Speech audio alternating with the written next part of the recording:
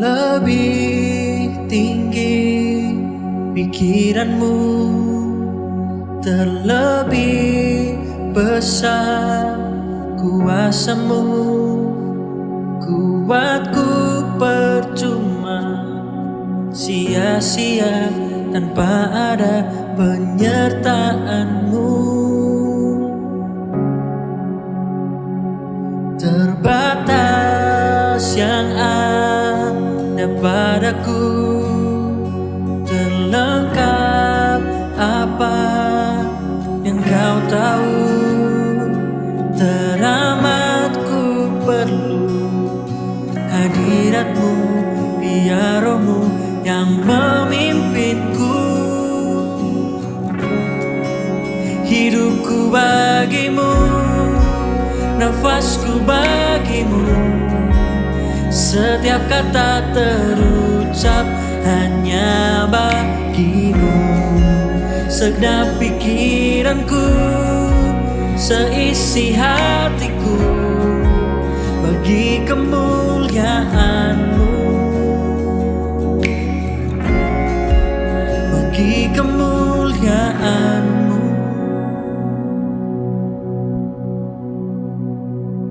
Engkau percaya kepadaku untuk menjalani rencanamu. Ku mengikutimu dan langkahku menjadi sesuai kehendakmu. Oh, hidupku bagimu, nafasku bagimu, setiap kata terucap hanya bagimu. Segenap pikiranku, seisi hatiku, bagi kemuliaanmu, bagi kemuliaanmu.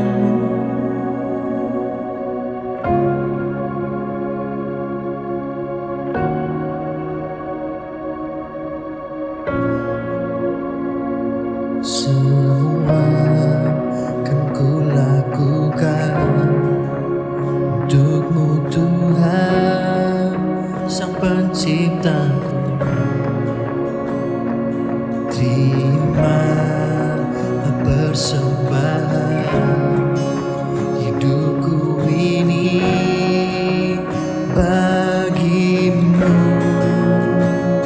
Semua kan ku lakukan untukmu Tuhan, Sang Penciptaku.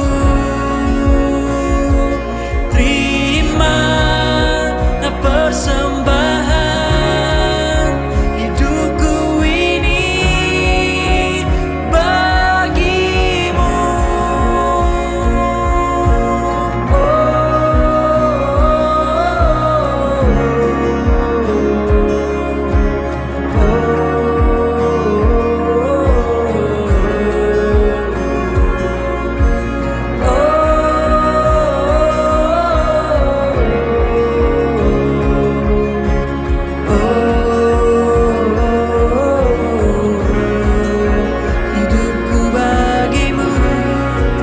Nafasku bagimu, setiap kata terucap hanya bagimu.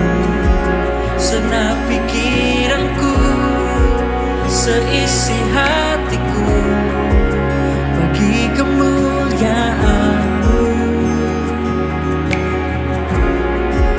Hidupku bagimu, nafasku bagimu, setiap kata terucap hanya bagimu.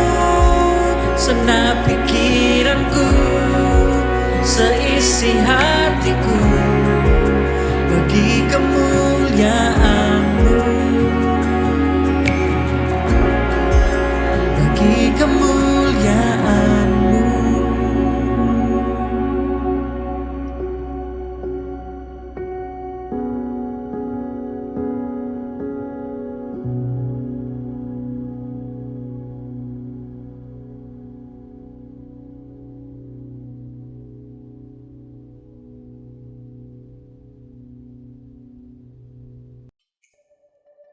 Shalom anak-anak muda, bersyukur hari ini kita bisa bertemu dan sehat itu karena Tuhan. Tetap semangat untuk ibadah. Anak-anak youth, anak-anak muda itu harus the best for God, harus jadi yang terbaik untuk Tuhan. Sebelum kita mulai ibadah, mari tundukkan kepala sejenak, kita berdoa. Tuhan, kami mau belajar firman Tuhan. Berkati kami, beri hikmat. Dalam nama Yesus, haleluya, amin. Hari ini Kak Chandra akan membahas satu tema yang sangat umum sekali, namanya forgive again, mengampuni lagi. Mengampuni itu sesuatu yang sering sekali kita dengar, tetapi itu tidak gampang dilakukan. Mungkin hal-hal yang kecil gampang banget, lupa taruh sepatu di mana ya udahlah, nggak berprinsip juga. Kehilangan buku ya udah nggak apa-apa. Tapi gimana kalau kita di ghosting, tiba-tiba pergi nggak ada kabar, hilang, atau kecewa dengan orang tua, kecewa dengan saudara, bahkan ada sahabat yang mengkhianati. Apakah gampang mengampuni? Nggak gampang, nggak gampang. Dalam Alkitab ada satu kisah yang seorang saudara yang saling membenci. Namanya Esau dan Yakub. Yakub dari kecil, dari dalam kandungan, Yakub mau merebut hak kesulungan. Tapi Esau ya udahlah, dia jual dengan sepiring kacang merah dan plus bonus dikasih Yakub roti. Ke depan mereka bertambah usia. Berkat hak kesulungan itu jatuh kepada Yakub. Tapi apa yang terjadi? Timbullah kebencian. Bahkan Alkitab tuliskan kebencian itu sampai ingin membunuh. Nah, kalau rasa benci itu udah sampai pengen membunuh, itu yang sudah mengakar pahit banget. Tetapi satu kali mereka bertambah usia, menjadi tua, Yakub akhirnya pulang ke rumah. Yang terjadi apa? Yakub sangat ketakutan bertemu dengan kakaknya sendiri. Yang pertama dia kasih strategi, dia kasih kambing, dia kasih domba, dia kasih keledai, dia kasih budak supaya diampuni. Apakah diampuni? Yakub tambah ketakutan. Gimana kalau aku nanti gak diampuni? Lalu dia menyendiri dan berdoa sampai dia bergulat dengan malaikat. Setelah bergulat dengan malaikat, kakinya pincang. Dan ini kita baca Kejadian pasal yang ke-33 ayat 1-4. Setelah dia ini bergulat dengan malaikat, Yakub pun melayangkan pandangnya.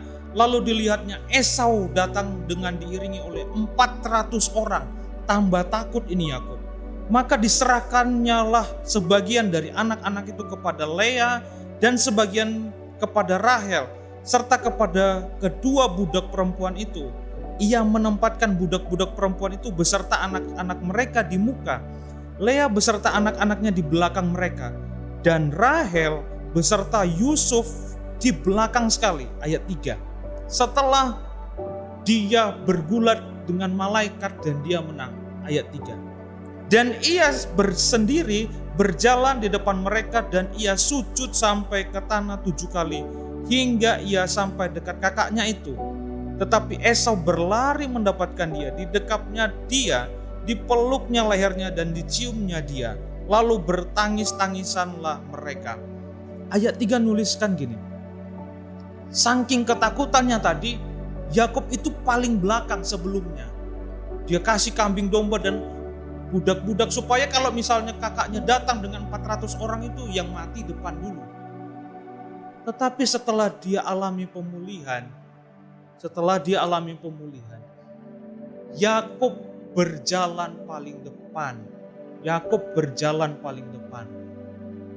Poin pertama.